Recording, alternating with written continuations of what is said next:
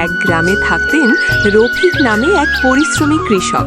তার জমি ছিল ছোট, কিন্তু মনের শক্তি ছিল বড়। প্রতিদিন ভোরে উঠে তিনি মাঠে যেতেন, রোদ বৃষ্টি উপেক্ষা করে নিজের কাজে লেগে থাকতেন। তোমার এত ছোট জমিতে তুমি খুব পরিশ্রম করো, কিন্তু এতে কি তোমার লাভ হয়? আমার যত ছোটই জমি হোক না কেন, ফসল অনেক হয়, আমি এতেই খুশি। এই বলে রফিক আবার কাজ করতে লাগলো। কয়েক মাস পর আমার জমির ফসল এত কম আর রফিকের জমির ফসল এত বেশি। কি হে রফিক, তোমার জমির ফসল তো বেশ ভালো হয়েছে। হ্যাঁ, তা ঠিক বলেছ। এতে আছে আমার পরিশ্রম ও ধৈর্য।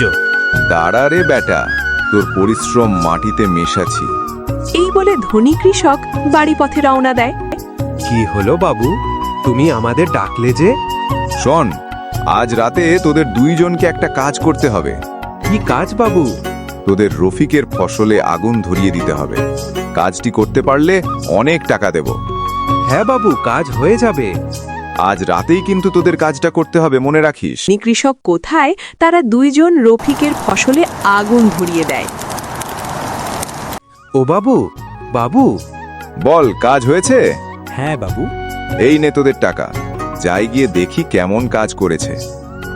হায় সর্বনাশ, আমার জমিতেই আগুন লাগিয়ে দিল ওরা।